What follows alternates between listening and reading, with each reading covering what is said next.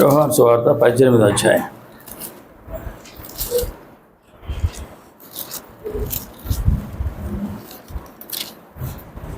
యోహాను సువార్త 18వ అధ్యాయం మొదటి వచనం. యోహాను సువార్త చాప్టర్ 18 verse 1. యేసు ఈ మాటలు చెప్పి తన శిష్యులతో కూడా గదిలోని వాగు దాటిపోయాను. అక్కడ ఒక తోట ఉండేది, దానిలోనికి ఆయన తన శిష్యులతో కూడా వెళ్ళాను. ప్రభుత్వ వాక్యమైన దేవునిగా ఇక్కడ యేసుక్రీస్తు వారు గదిలోని వాగు దాటి ఒక తోటలోనికి వెళ్ళినాడంట. మనం దేవుని వాక్యను గమనిస్తే తోట అనేటువంటి తలపు దేవుని అంతట్లో కూడా ఉంటుంది. తోట ఆదాము చేసినప్పుడు దేవుడు ఎక్కడ పెట్టాడు? ఏదైనా తోటలు, ఏదైనా తోట గమనిస్తే ఆయన తోటను వేసి అని చదువుతాం. తోట కలుగును కాక అని చెప్పాల. అన్నిటినీ మాటతో కలిగేసిన దేవుడు తోటనైతేనేమో మేము చెప్పుకుంటాం సాధారణ తోట వేసాడంట. అంటే మనుషులంటే ఆయనకి ఎంతో ఇష్టం. అందుకని మనిషికి ఇక్కడ ఈ చెట్టు కావాలి, అక్కడ ఆ చెట్టు కావాలి, ఇక్కడ చెట్టు కావాలని తలపుతో తోట వేశాడు. తోట వేసి అక్కడ ఆదామును పెట్టాడు. ఆయన పక్షంగా దానంతా చూసుకోమని. ఆ రీతిగా చూస్తే దేవునికి మనుషులు ఆయనకు జతపని వారు కావాలి అని కోరాడు. అందుకని మనుషులు గొడుగు చేసుకుంటాడు. దేవుడు జతపని వారుగా, మనం మనుషులు జతపని వారుగా ఆయనకు ఉండాలని. ఆయనకు ఎంతోమంది దేవదూతలు ఉన్నారు, కానీ మనుషుల యొక్క సహకారాన్ని ఆయన కోరుతూ ఉన్నాడు. అందుకని నా పక్షంగా ఇదంతా మీరు చూసుకున్నాయా, ఆది కాండం 1:8 అంటాడు కదా, ఫలించండి, అభివృద్ధి పొందండి, విస్తరించండి, భూమిని నా పక్షంగా నిండించండి. ఇంకా మరొక ఆదాము నమ్మని చేయను, మడితో మరి భూములు చేయను, మీరు చేయండి నా పక్షంగా అని దేవుడు మనుషులు జతపని వారిగా చేసినది మన వాక్యం. తోట, అక్కడ మన తోట అనే తలంపు. అలాగే మన చివరకు కొత్త సృష్టిలో కూడా జీవవృక్ష ఫలం ఉంటాయంట. అక్కడ నది ఉంటుందంట, అక్కడ కూడా తోట ఉంది. తోట అనే తలంపు మనం అక్కడ చూస్తాం. ఇక్కడ యేసు ప్రభు వారు ఎత్తున తోటలోకి వెళ్ళాడు. తోట అంటే మనకేమి జ్ఞాపకం వస్తుంది? యేసు ప్రభు అలాగే మన జీవితాలను చూస్తే మన జీవితాలు తోటలాగా మారుతాయి. అసలు మనం జీవితం ఎట్లా ఉంటున్నది? మన జీవితం అడవిలాగా ఉంటున్నది.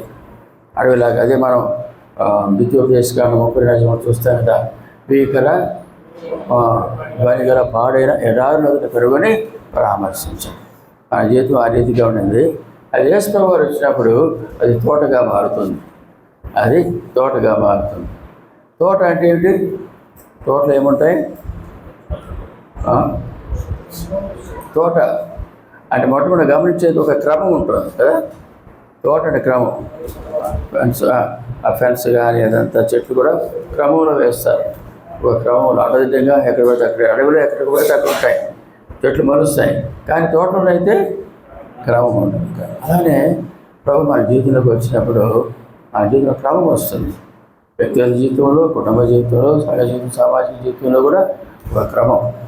అందుకనే పోసిన పౌలు చెప్తారు కదా, కొరింథీ సంఘానికి సమస్తమును మర్యాదగాను క్రమముగా ఉందని. ఇంతవరకు మనం పోయిన ప్రత్యక్షను బట్టి క్రమముగా నడుచుకుందాము ఉంటాం. కనుక మనం క్రమం నేర్పించాలి. మనం నేర్చుకోవాలా, మన పిల్లలకు నేర్పించాలి. మన సంఘానికి కూడా క్రమాన్ని మనం నేర్పించాలి. వాళ్ళకి నేర్పించాలంటే ముందు మనం క్రమం పాటించాలా కదా. మనమే క్రమం పాటించాలి. అంటే చక్కగా మరి మధ్యలో ఆరంభించడానికి 10 గంటలు అనౌన్స్ చేస్తే మనం కనీసం 9:30 కన్నా అక్కడ ఉండాలి. అన్ని సరిగ్గా చూసుకోవడానికి, అంటే ఉన్నాయా లేవా 10 గంటలకు మనం ఆహ్వానించాలి. కొన్ని చోట్ల అయితే మనకు స్కూల్లో గమనించారు, బీబీఎస్ పిల్లల స్కూల్లో పిల్లలు ఆహ్వానిస్తారు. టీచర్లు తలుపు దగ్గర నుండి వాళ్ళు ఆహ్వానిస్తారు. కొంతమంది కౌగులు తీసుకుంటారు. అక్కడ కొన్ని 5 విషయాలు ఉంటాయి అన్నమాట. మీకు బుద్ధి కావాలా, హ్యాండ్ షేక్ కావాలా, లేకపోతే అవి కావాలా, లేకపోతే ఊరక డ్యాన్స్ కావాలా అని అంటే వాళ్ళు వచ్చి వారికి ఏది కావాలొచ్చు అక్కడ దాని మీద చేయబెట్టగానే ఆ టీచర్ అది చేస్తుంది అన్నమాట. బుద్ధి కావాలని బుద్ధి పెట్టుకుంటుంది. హ్యాండ్ షేక్ అని హ్యాండ్ షేక్ చేస్తుంది. కొంతమందికి ఇట్లా చేతులు కొట్టేదని అట్లా అంటే అట్లా ఆహ్వానిస్తారు అన్నమాట ప్రేమతోటి. మా విషయమై శ్రద్ధ తీసుకునేవాళ్ళు ఉన్నారు, మా విషయమై పట్టించుకునే వాళ్ళు ఉన్నారు అనేటువంటి కాన్ఫిడెన్స్ వాళ్ళకి వస్తుంది. అట్లనే సంఘస్థులు మనం సమకూర్చు అంటే మనం క్రమం పాటించాలా, వాళ్ళు కూడా వాళ్ళ క్రమం నేర్పించాలి. మనం క్రమం నేర్పించాలి. క్రమాన్ని పాటించేట్టుగా మనం చూసుకోవాలి. క్రమం నేర్పిస్తాడు. ఆ క్రమము దేవుడే వారికి నేర్పించిన చదువుతాం కదా. చూడండి, అది యెషయా గ్రంథంలో ఉంది. యెషయా గ్రంథం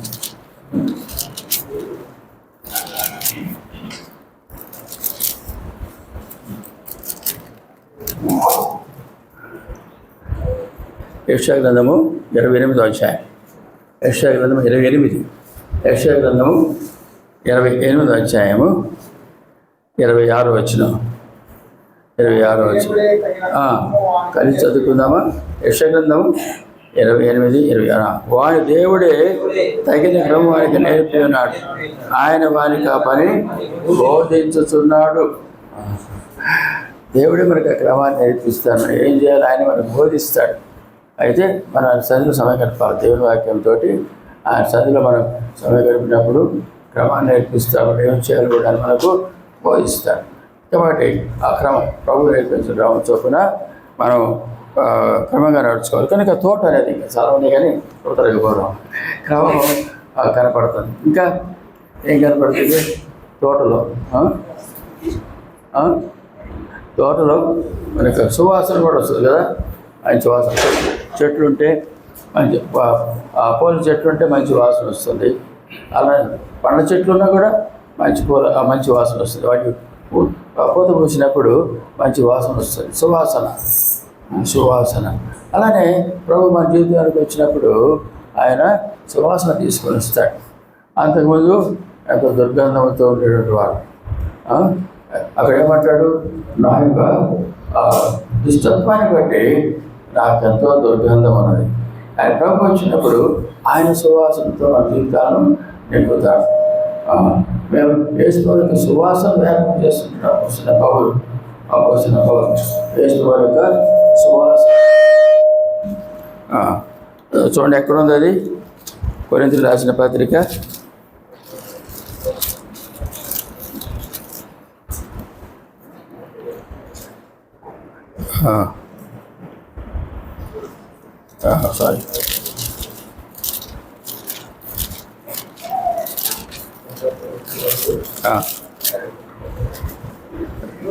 2 కొరింథీ 2వ అధ్యాయం 14 వచనం. 2 కొరింథీ 2:14 చూడండి. మా ద్వారా ప్రతి స్థలమందును చదువు, అందరూ కలిసి చదువు. మా ద్వారా ప్రతి క్రీస్తుని కూర్చిన జ్ఞానం యొక్క సువాసన కనుపరుచు ఆయనకు మమ్మల్ని ఎల్లప్పుడూ వియోచనతో ఊరేగించిన దేవునికి స్తోత్రం. క్రీస్తుని కూర్చిన జ్ఞానం యొక్క సువాసన, క్రీస్తుని కూర్చిన జ్ఞానం యొక్క సువాసన. క్రీస్తు వారిని గురించినటువంటి జ్ఞానం అంటే ఆయన గుణలక్షణాలు. వాటిని కానీ మనం ఇతరులకు తెలియజేస్తే సువాసనగా ఉంటుంది. మన ప్రసంగం చదువుతాం కదా, 7వ అధ్యాయంలో ఏమంటాడు? సుగంధ తైలం కంటే మంచి పేరు మేలు. సుగంధ తైలం కంటే మంచి పేరు. కనుక మంచి పేరు అంటే మంచి పేరు ఎలా వస్తుంది? మంచి ప్రవర్తన బట్టి వస్తుంది. మంచి పేరు ఎలా వస్తుంది? మంచి ప్రవర్తన బట్టి వస్తుంది. చూడండి అక్కడ సామెతల గ్రంథం 3వ అధ్యాయం. సామెతల గ్రంథం 3వ అధ్యాయము. సామెతల గ్రంథం 3వ అధ్యాయము 3వ వచనం. 3వ అధ్యాయం 3వ వచనం చదవండి. నా కుమారుడా, నా ఉపదేశం మరొకము, నా ఆజ్ఞలను ఉదయపూర్వకముగా కైకొనము. ఎదురుకాయ చేత సుఖజీవితుడు సంతోషాలు. 3వ వచనం. అదయను సత్యమును ఎన్నడూ నేను విడిచిపోలేము. వాటిని కంఠపుష్పం ధరించుకోలేము. నేను హృదయము పలక మీద వాటిని రాసుకున్నాను. అప్పుడు దేవుని దృష్టి చేతును మానవ దృష్టి దయను మంచివాడు అనిపించుకోదు. మంచివాడు దయను సత్యం విడిచిపెట్టారు. యేసు వారు ఎంతో దయ ఉన్నది, ఎంతో ఆయనే సత్యం. కాబట్టి ఆయన మంచివాడు కాబట్టి ఆయన పేరే సువాసనిస్తుంది. అలానే మన జీవితాలు కూడా ఆయన ప్రభుత్వం కలిగి ఉన్నప్పుడు, ఆ లక్షణాలు కలిగి ఉన్నప్పుడు మన జీవితాలు సువాసనగా కదా. మనం కొన్నిసార్లు చూస్తాం, పలానా ఎవరు వస్తున్నారంటే వస్తున్నాడా అంటే సంతోషం. పలానా వస్తున్నా అంటాం కదా.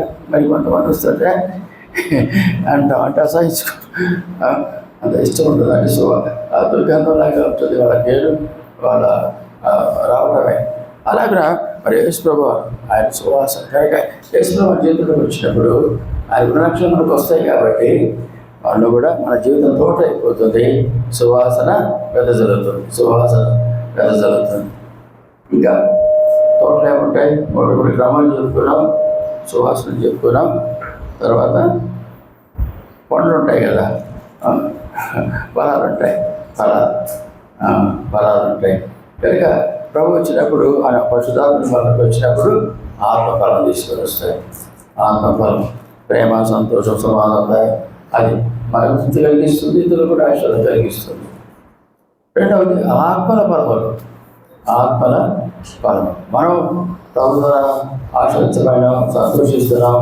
ఇతరులు కూడా చెప్పాలనేటువంటి కోరిక ఉంటుంది, ఇతరులు కూడా చెప్పాలని కోరిక, ఆశ ఉంటుంది. అదే నేను పొందాను కాబట్టి ఇతరులు కూడా చెప్పాలని కోరిక, అది ఆత్మలు పూజిస్తాడు. కనుక ఆత్మల భారం, ఆత్మలు సంపాదించాలి. ఆత్మలు అదే పుస్తకం పౌలు అంటాడు చూడండి, రోమిలకు రాసిన పత్రిక 1వ అధ్యాయం.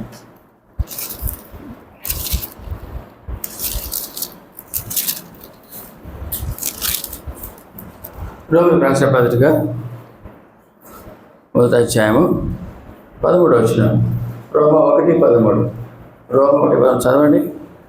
సహోదరులారా, నేను ఇతరులైన అన్ని జనుల్లో ఫలం పొందినట్లు మీలో కూడా ఫలమేదను పొందవాలని అనేక పర్యావరణ మిత్రాలను తీసుకుని ఇది మనకు ఆటంకపరచబడుతుంది. ఇది మీకు తెలియకుండా నాకు ఇస్తాను. మీ మధ్య కూడా ఫలం పొందాలి అంటే మీ మధ్యలో ఆత్మను సంపాదించాలి. రోమాలు కూడా ప్రభు ఆత్మను సంపాదించాలి, ఆత్మ ఫలములు పొందాలంటాడు.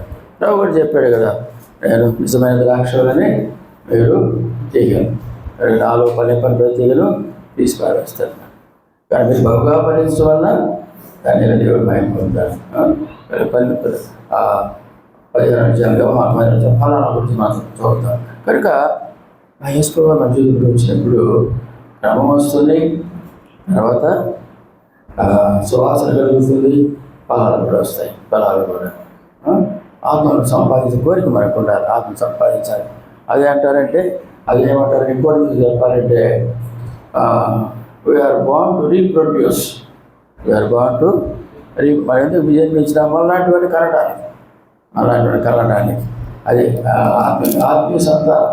మనం ప్రభుత్వ సహవాసంలో ఆత్మీయ సంతానాన్ని ప్రభుత్వం తీసుకుని రావాల్సి ఉంటుంది. ఆత్మీయ సంతానం కోటి జీవితాలుగా ఉండకూడదు. ఆత్మీయ సంతానం ప్రభుత్వం సంపాదించాలి. అలాగే తోట అనేటువంటిది కనీసం 3 సంగతులు కింద ఉంటాయి. 3 సంగతులు మనకి తెలియజేస్తున్నాయి. తర్వాత మన కుటుంబాలు కూడా తోటలాగా ఉండాలని ప్రభుత్వ కోరిక. 108వ కీర్తన చూడండి. 128వ కీర్తనలో మనకు తెలిసిందే కదా,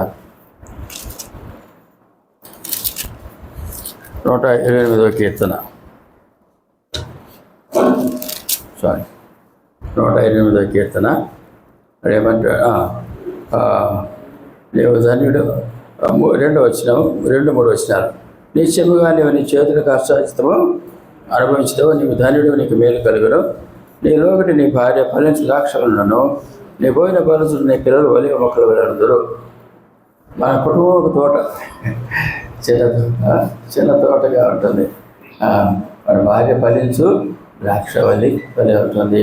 తర్వాత మన పిల్లలు ఒలివ మొక్కలు వలె ఉంటారు, ఒలివ మొక్కలు వలె ఆ తోటలాగా. కనుక ఆ తోటలాగా ఎప్పుడు ఫలించే ద్రాక్షవల్లి. వాస్తవంలో చూస్తే దేవుని వాక్యంలో దేవునికి ఉద్దేశం ఏమిటి? భార్య భర్తల పట్ల ప్రభు అదే వాళ్ళని పాపం చేసింది ఆదాము చెప్పించబడింది ఎవరు? భూమి కదా, భూమి చెప్పించబడింది. పాపం చేసింది ఆదాము, భూమి చెప్పించబడి నువ్వు గచ్చపొదల మొక్కలు కల్పిస్తాం. మరి అది తీసుకెసుకోవాలంటే ఆదాము కష్టపడాల్సి వచ్చింది, చెమట వచ్చి పని చేయాలి. అందుకే ఇక్కడ 108వ కీర్తనలు ఏమంటాడంటే 2వ వచనంలో, నిశ్చయముగా నీ చేతుల కష్టాచరులేవు అంటే పురుషుడు కష్టపడి పని చేయాలి. పురుషుడు కష్టపడి పని చేసి కుటుంబాన్ని పోషించాలి. అయితే ఇప్పుడు మనం చదువుకున్న భావం, నీలోకి నీ భార్య అంటే అర్థం ఏంటి? ఇంట్లో నీ లోగిట లోగిళ్ళు ఉంటాయి కదా, లోగిళ్ళు ఉంటాయి. లోగిళ్ళు ఏం చేస్తారు? మనకి ఎప్పుడైతే కూడా లోగిళ్ళు ఉంటాయి. లోగిళ్ళు మన గోడలు ఉంటే ఆ గోడల మీద పాకిస్తారు ద్రాక్ష కొన్ని తీగ చెట్లు గోడ మీద పాకిస్తారు. ఎందుకంటే ద్రాక్షలు తగ్గుతాను నిలబడలేదు. దానికి ఒక ఆధారం కావాలి. ఒక గుంజాన్న వేయాలా లేదా పందిరన్నా వేయాలి. అప్పుడే దాని మీద అల్లుకుపోతుంది. కాబట్టి ఇక్కడ అంటే నీలో గిట్ట నీ భార్య. దేవునికి ఉద్దేశం ఏంటంటే భార్య ఇంట్లోనే ఉండి అది అవకదే చెప్పాడు కదా, రసవేదంతో పిల్లగంటావు నీ భర్త మీద ఆయన నీకు వాంచుకోవాలి. అది అపోస్తలుడైన పౌలు కూడా చెప్తాడు. తీతుకు రాసినప్పుడు యవన స్త్రీలు ఇంట ఉండి గృహ పరిపాలన చేయాలి, హౌస్ మేనేజ్మెంట్. అందుకే హౌస్ వైఫ్స్ అంటారు. ఇల్లాలు అంటాం కదా తెలుగులో. ఇల్లాలు అంటే ఇంట్లో ఉండి పని చేసుకునేవాళ్ళు. కానీ మనం ఏం చేస్తున్నాం? సుఖాల కోసం పిల్లలు కూడా బయటకు పంపిస్తారు ఉద్యోగాలకు. ఉద్యోగాలకు రిపోర్ట్ చేస్తున్నారు, ప్రాబ్లమ్స్ వస్తున్నాయి, ఏదో సమస్యలు వస్తున్నాయి. ఆడపిల్లలు బయటికి పోతే, ఆడవాళ్ళు బయటికి పోతే సమస్యలు వస్తున్నాయి. కొత్త డబ్బు వస్తుంది, సమస్యలు కూడా వస్తున్నాయి. చాలా విపరీతంగా వస్తున్నాయి సమస్యలు. కనుక దేవుని పరిపూర్ణ ఉద్దేశం, పరిపూర్ణమైన చిత్తం, పర్ఫెక్ట్ విల్ అంటాం. పర్మిషన్ వెళ్ళే సరి చేసుకోండి తండ్రులు పడడానికి విడిచిపెడుతున్నారు ఉద్యోగాలు పర్మిషన్. కనుక ఇక్కడ తలపు ఏమిటంటే రాజులు ఫలించడం ద్రాక్ష వల్లగా అంటారు. ఎప్పుడు భర్త ఆధారంగా ఉన్నప్పుడు ఆ గుంజా పందిరి నిలబడాల అది ద్రాక్షని కలుగుపోవటానికి. కనుక భర్త భార్యకు సపోర్ట్గా ఆధారంగా ఉండి ఆమెను ఫలించే వ్యక్తిగా చేయాలి. ఆత్మీయంగా శారీరకంగా ఫలించేట్టుగా చేయాలి. ఆమె సపోర్ట్ చేయాలి, పోషించాలి, సంరక్షించాలి. తర్వాత ఏమంటాడు? క్రీస్తు సంఘాన్ని ప్రేమించినట్టుగా ప్రేమించాలంటాడు. క్రీస్తు ప్రభువు ఏం చేస్తున్నాడు? మనకు తెలుసు కదా, ఎఫెసీయుల 5వ అధ్యాయంలో మహిమగల సంఘముగా ఆమె సిద్ధపరచడానికి ప్రభు ప్రయత్నం వాక్యమైన ఉదయ స్నానం చేత పరిశుద్ధపరుస్తున్నాడు. మహిమగల సంఘముగా. అలానే మన భార్యలు వాడు మన దగ్గరికి వచ్చినప్పుడు మొండివాడుగా ఉండవచ్చు, దిగుబాటు చేసేవాడుగా ఉండవచ్చు, గైడ్గా ఉండవచ్చు. కానీ భర్త యొక్క బాధ్యత ఏమిటంటే వాక్యంతో క్రమేణా వాళ్ళని మహిమగల వాళ్ళగా మార్చాలంట ప్రభువారు చేస్తున్నట్లుగా.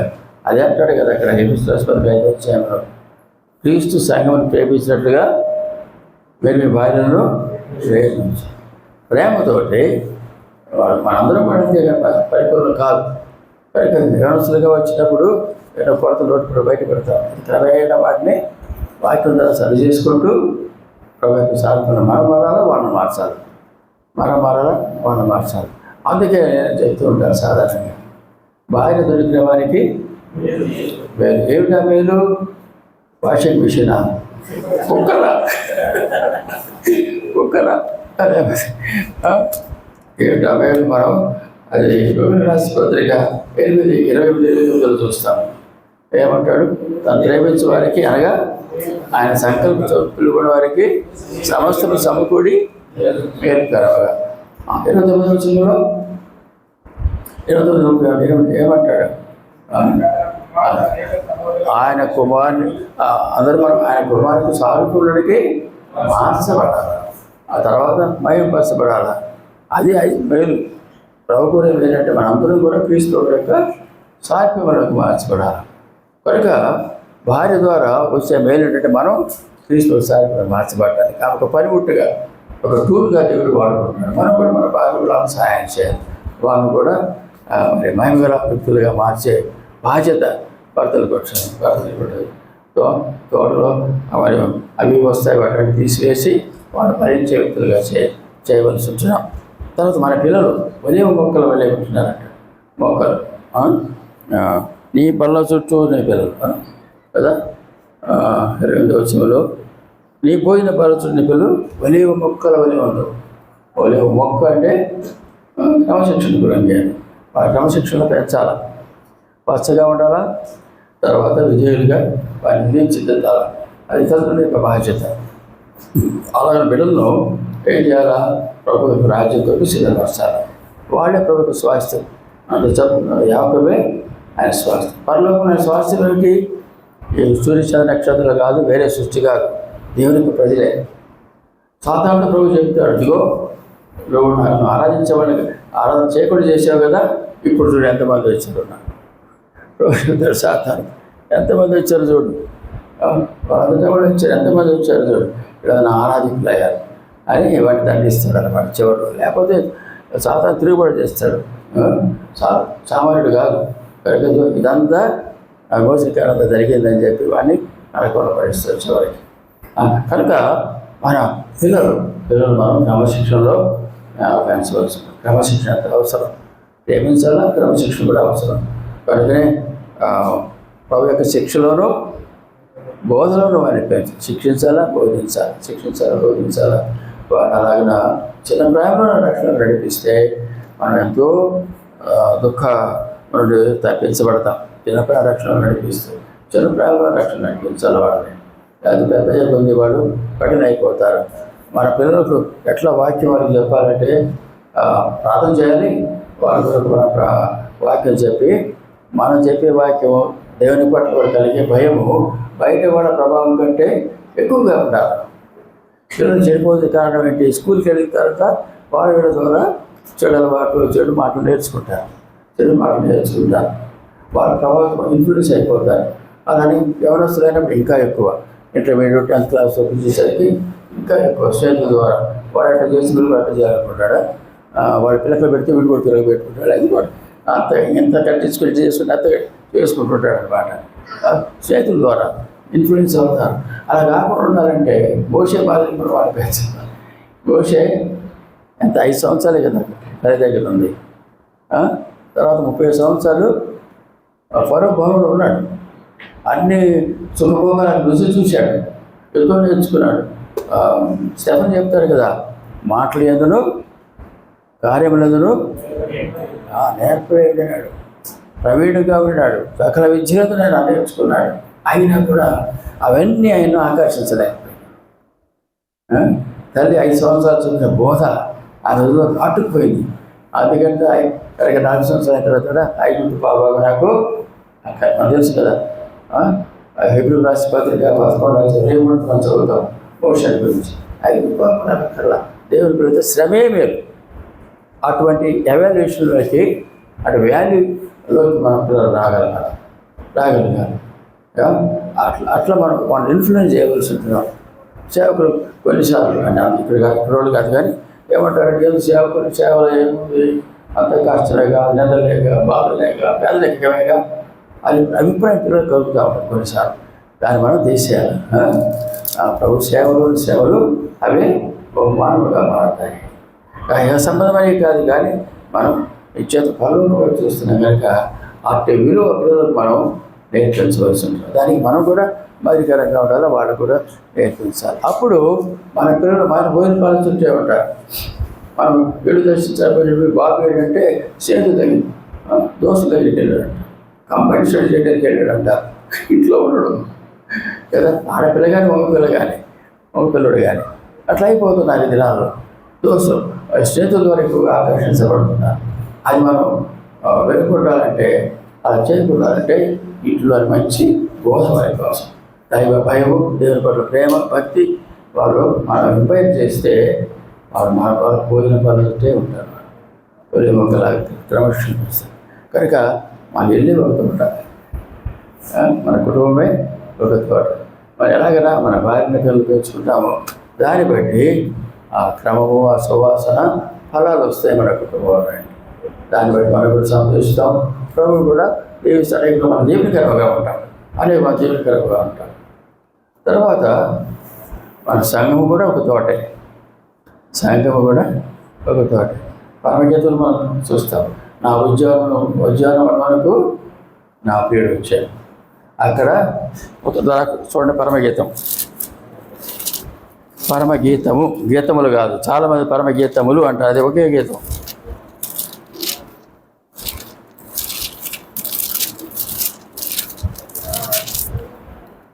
పరమగీతము 2వ అధ్యాయం. ఇంకా చాలా ఉంటాయి కానీ 15 వచ్చిన మాత్రం చదువుకుందాం.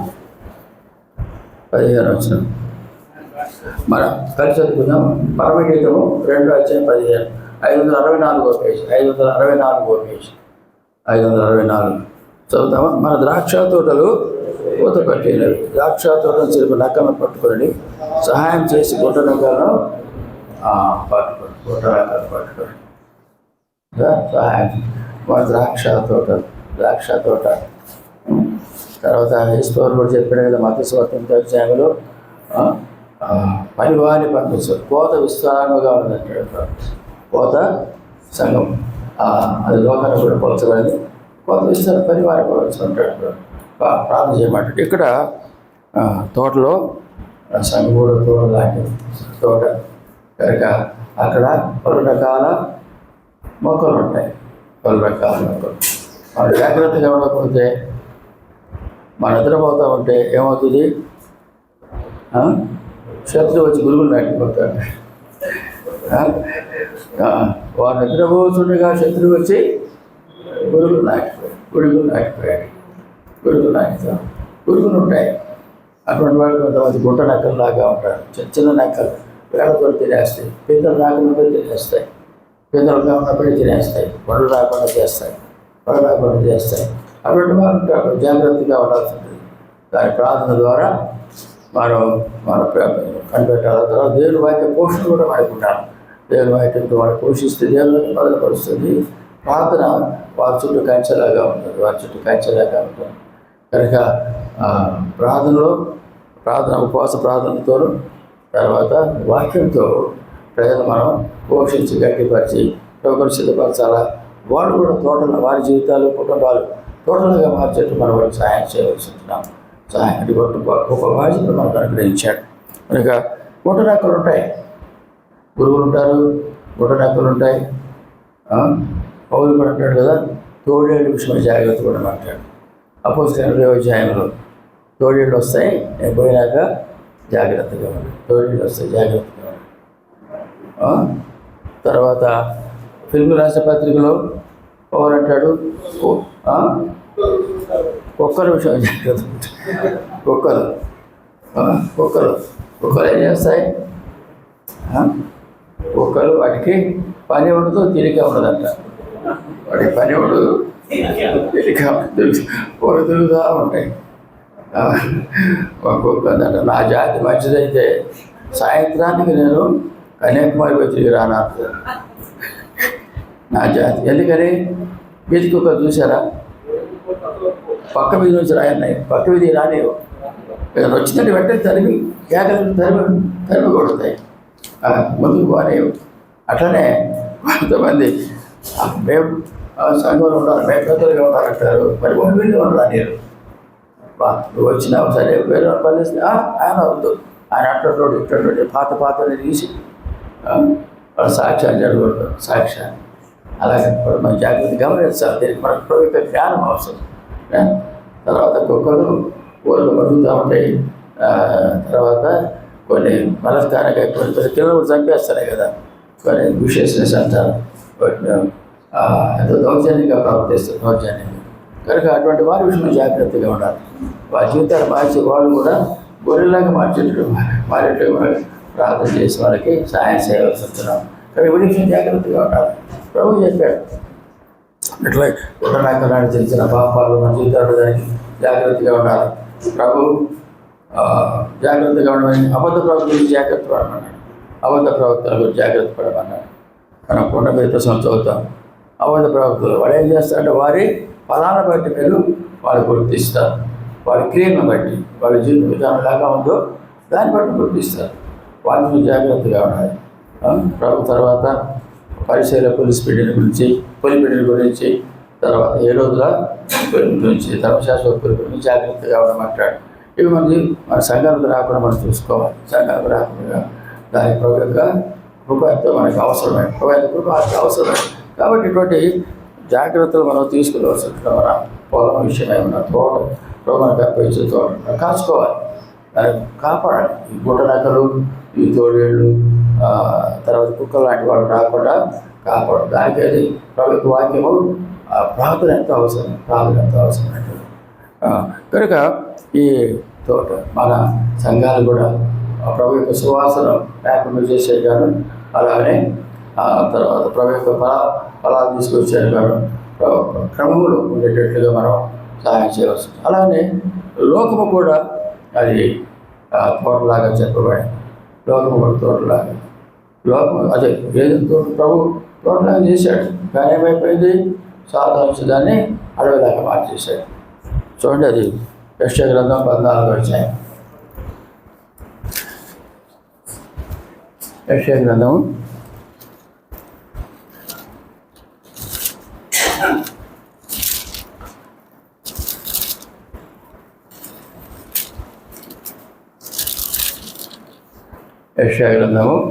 14వ అధ్యాయం 16-17 వచ్చిన చదవండి. 17 వచ్చి చివరి భాగంలో ఉంటారు. లోకమును అడవిగా చేసి దాని పట్టును పాటు చేసిన వాడిది లేనా.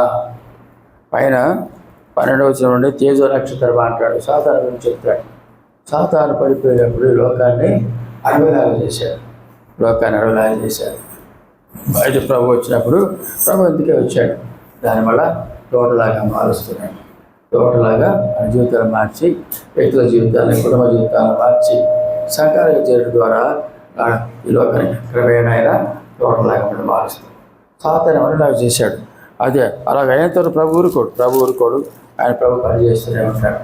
కనుక ఇంకా మనం గమనిస్తే, ఇంకా టైం లేదు,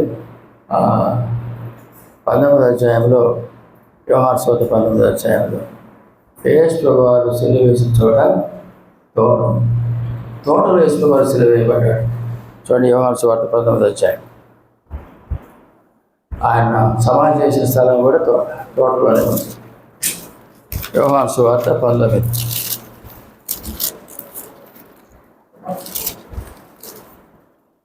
యోహాను సువార్త 19, 41 వచ్చిన 41, 42, 41, 42 చదవండి. ఆయన సిలువ వేసిన స్థలంలో ఒక తోట వెళ్ళాను. ఆ తోటలో ఎవరైనా ఎప్పుడు కొత్త సమాధి వచ్చినాను. ఆ సమాధి సంపన్నుడే కనుక ఆ దినమున యూదులు సిద్ధపడుతున్నారు. మన అందులో యేసును పెట్టిరి. తోటలో సిలువ ఉంది. తోటలో సిలువ అంటే మా జీవితాల్లో కూడా సిలువ వస్తుంది. సిలువ లేని సాదృశ్యం శ్రమలకు సార్.